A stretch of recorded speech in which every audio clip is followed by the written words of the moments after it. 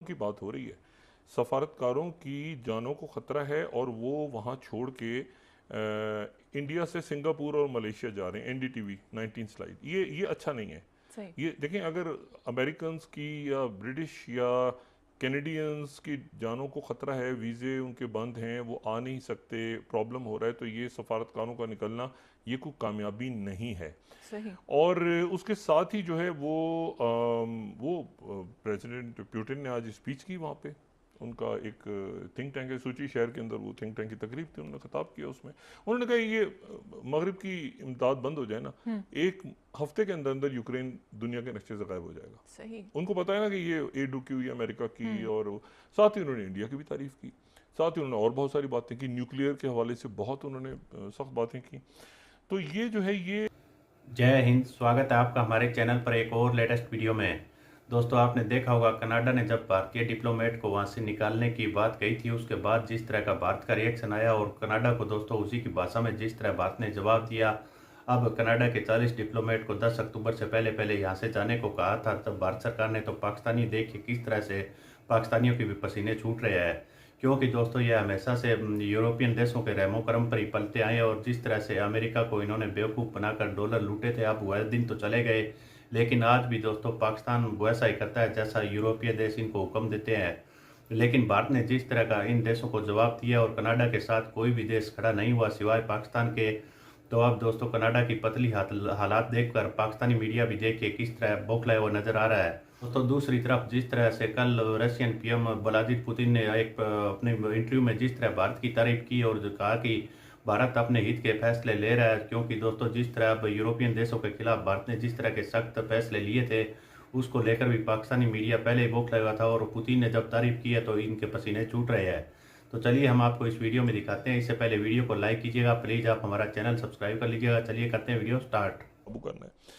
दूसरी जो बात है वो ये है कि ये तो इसको ध्यान में रखें कि ये चाइना का कंसर्न भी है। ये 2 दिन मीटिंग जारी हम्म। रही है, आज खत्म हुई है कुछ देर पहले, और इसका यकीन एलामी आएगा तो उस एलामी को हम कल डिस्कस कर लेंगे। लेकिन उसमें यही बात है कि भाई ये यहाँ पर अब जो है ये ज़्यादा यहाँ पर दहशत गर्दी, ज़्यादा क्या थोड़ी दहशत गर्दी भी बर्दाश्त, क्योंकि बड़े बर्दाश्त नहीं प्रोजेक्ट्स होगा। आने हैं, बड़े यहाँ पर बेल्ट एंड रोड आना है यहाँ पर। अच्छा, अमेरिका भी यहाँ से गया, वो भी पार्टिसिपेट कर रहा है और अमेरिका भी मुख्तलिफ प्रोजेक्ट्स में मौजूद है। यानी यहाँ पर ऐसा नहीं है कि बिल्कुल ही चाइना आ गया है तो अमेरिका, अमेरिका भी मुख्तलिफ प्रोजेक्ट्स में हम्म। मौजूद है। उनसे भी यूरोप की कंपनीज हैं, अरब ममालिक आ रहे हैं, बाकी लोग हैं सारे। लेकिन यह है कि ये जो इंडिया थोड़ा सा सेंसिटिव हो गया है, सही। जज्बाती हो गए हैं।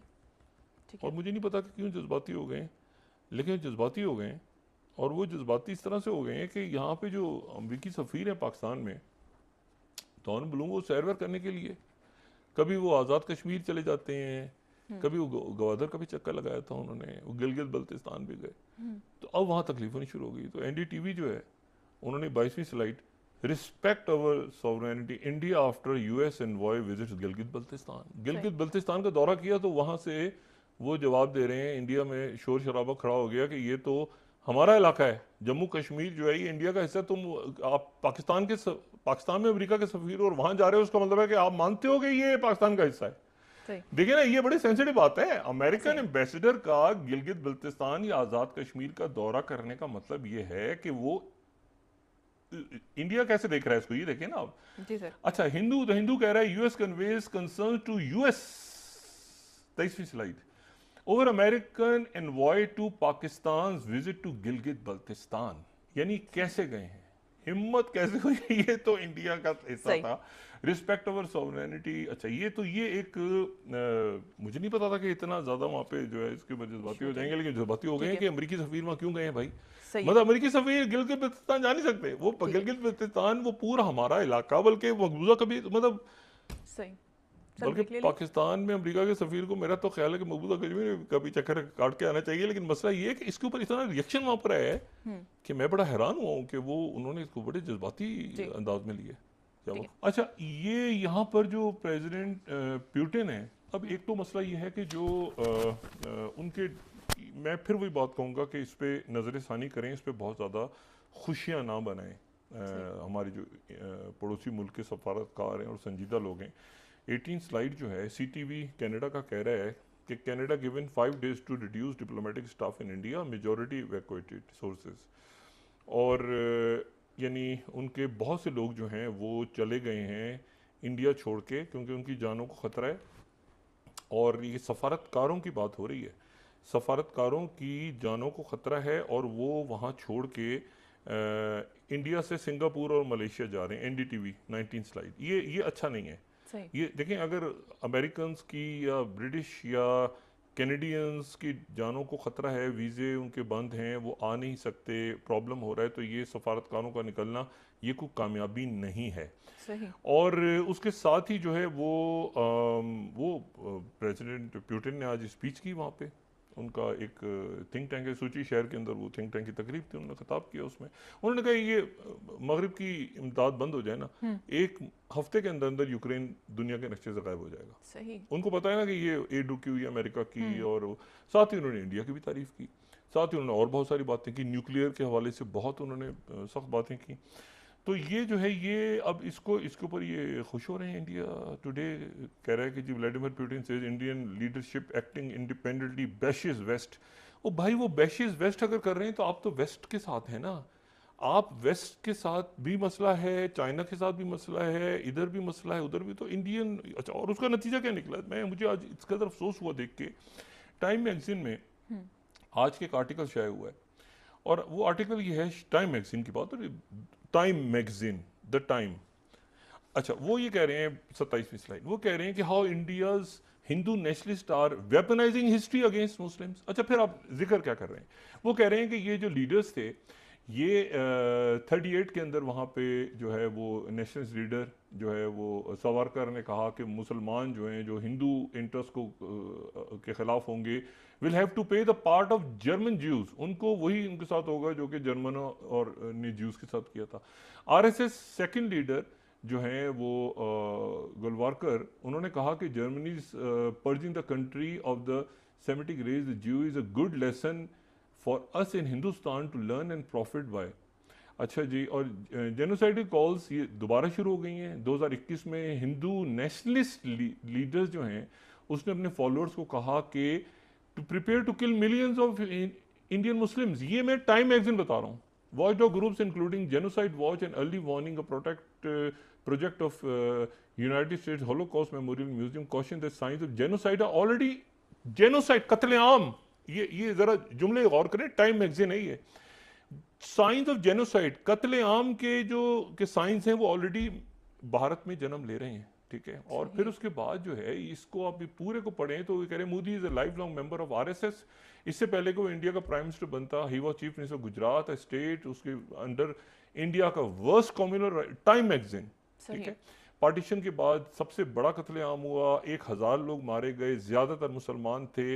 इसकी वजह से उसको इंटरनेशनल मजम्मत का सामना करना पड़ा। 2005 में बैन लगा दिया अमेरिका ने, और फिर उसके बाद एक एंटी मुस्लिम स्ट्रॉन्ग मैन है, ये रेपुटेशन है, मोदी को हेल्प कर रही है। ये पूरा आप पढ़ें आर्टिकल 2014 में 5 साल के लिए वो दोबारा जीत गया।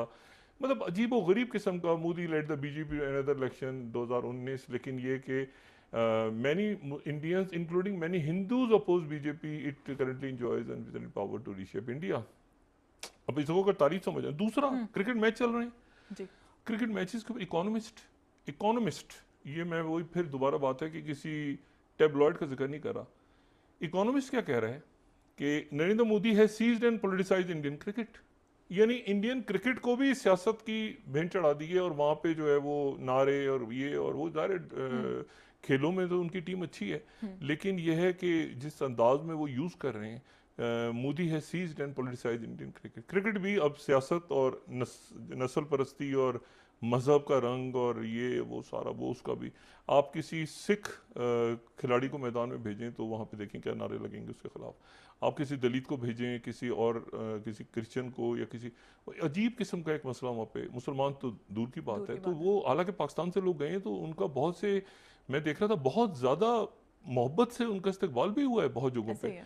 लेकिन यह है कि वो एक अजीब सी एक सूरत हाल क्रिएट हुई है ना, बेचैनी सी वहाँ पर। उसको किस तरह ख़त्म करना है इंडियन सोसाइटी से? वो अब उनकी मेजॉरिटी तो प्यार मोहब्बत वाली है, वो ये तो RSS के लोग तो नहीं है। वो कैसे आपस में पाकिस्तान के साथ छोड़ दें, पाकिस्तान को छोड़ दें, मालदीव को सही। छोड़ दें, बांग्लादेश को छोड़ दें, अमेरिका प्योटिंग, ये सब छोड़ दें, अंदर अंदर जो प्रॉब्लम हो रहा है ना मणिपुर के अंदर, जी। इसको किस तरह से खत्म करना है, ये उन्होंने देखना है सारा। और वेस्ट ने तो साइन ऑफ कर दिया, मुझे लगता है वेस्ट जी। तो मुझे लगता है कि साइन ऑफ कर दिया है। और ये वेस्ट जो है ये साइन ऑफ करने के बाद जो है वो अच्छा, यूक्रेन के बारे में अजीब मामला है। यूक्रेन के बारे में वो जो उनके साबिक जो यूरोपीय यूनियन के सरबराह उन्होंने कहा है कि Ukraine too corrupt to join EU. Telegraph को मैं कोट कर रहा हूँ, ये जीन क्लॉड जंकर जो हैं, इन्होंने कहा है कि बहुत सख्त ये करप्ट है, ये तो ईयू में आने के काबिल ही नहीं है। और वहाँ पर जो अलहमरा में जो मीटिंग चल रही थी उसमें भी आपस में इख्तलाफात पैदा हो गए हैं। वो हंगरी एक तरफ है, पोलैंड भी एक तरफ है, और ये पोलैंड के तो इलेक्शन से पहले ही वो हुकूमत दोबारा आ रही है। स्लोवाकिया एक तरफ है, जर्मन्स को बुरा भला कहा जा रहा है वहाँ पे।